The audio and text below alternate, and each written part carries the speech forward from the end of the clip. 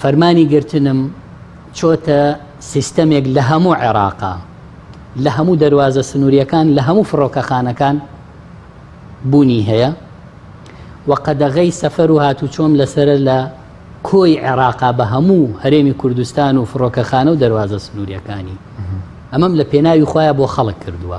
سەرە ڕایە و فشارە توندانی لەسەری هەن، بەڵام سۆران عومەر جارێکی دیکە دەرکەوتەوە و ڕەخنەی توندی ئاڕاستەی دەسەڵاتی شکست خواردووی هەرێمی کوردستان کرد و وتی بەرپرسانی هەرێم بۆ پۆست و پارە ڕۆشتن بۆ بەغدا نەک بۆ مافەکانی گەلی کورد.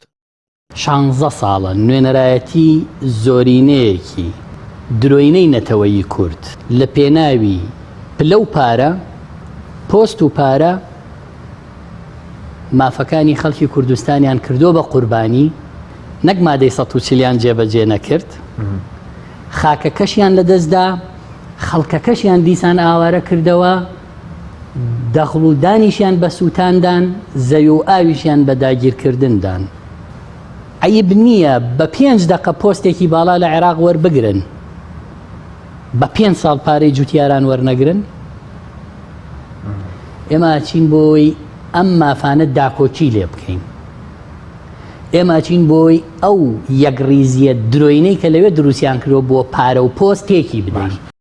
سۆران عومەر کاندیدی ژمارە 22 لە بازنەی ڕانیا پشدەر و دوکان بۆ هەڵبژاردنەکانی ئەنجومەنی نوێنەرانی عێراق لە میانی بەرنامەی ئەمڕۆی کەناڵی پەیامدا وتیشی من سەنگەری پەرلەمانی کوردستانم چۆڵ نەکردووە، بەڵکو قبوڵم نەبوو لە پەرلەمانێکدا بمێنمەوە کە دەستی سەرۆکایەتەکەی بێوێت من بە زەلیلی ڕادەستی سەرۆکی حکومەت بکات. من قبوڵم نەبوو لە پەرلەمانێکی وەها زەلیلە دابنیشم سەرۆکایەتیەکەی تەسلیمی سەرۆکی حکوومەتم کە 57 پەرلەمانتار دژی من کۆ بکاتەوە، حەسانەم لێ بسەنێ و فەرمانی گرتنیشم ڕۆژی دواتر دەرکا بۆی دەستگیرم بکەن. منم توانی بە زەلیلی و سەرشۆڕی دابنیشم و هەموو ئەوانە قبول کەم. قبوڵم نەکرد بۆیە ئیستیقالەم کردووە لە موچەی مانگی 8 ملیۆن دینار. پێش ئەوەی حەسانەم لێ وەربگیرێتەوە یەک نامم بنووسایە بۆ سەرۆکی حکوومەت بموتایەتەوە بانق و کۆمپانیات نییە کە من وام و تۆ داوای لێبوردنەکەم، من بە زیندوی ئەوە نانووسم. سۆران عومەر چیرۆکی کارەساتباری بەشێک لە زیندانان هێنەکانی جوت حزبی حکومڕانی هەرێمی باس کرد کە چۆن ئەشکەنجەی هاوڵاتیان دەدەن و شعور و کەرامەتی هاوڵاتیان بریندار دەکەن. ئەمە باسی زیندانەکانی بەعز ناکەم، باسی زیندانی کوردی ئەەکەم. قەت لە یادم ناچێت پیاوێک تەلەفۆنی بۆ کردم وتی من مناڵێکی 16 ساڵم هەبووە، دەستگایەکی ئەمنی بردوێتی و لە زیندان لە ژێرە شکنجا تەحەمولی نەکردووە، تەرمەکەیان پێداومەتەوە.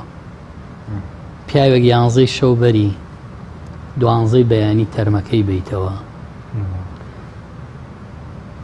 نینۆکی خەڵکیان بۆ هێناوم، نینۆکیان دەرێناوە لە بەڵێ بۆیان هێناوم لە کلێنسا. قەت لە دڵم دەرناچێت پیاوێک هات بۆ لام گەنجێکی جوان، ینی تەمەنی زۆر نەبوو، وتی ئەمە دۆسیەکەمە کە خوێندمەوە شۆک بووم، وتی دوای ئەمە خۆمە کوژم.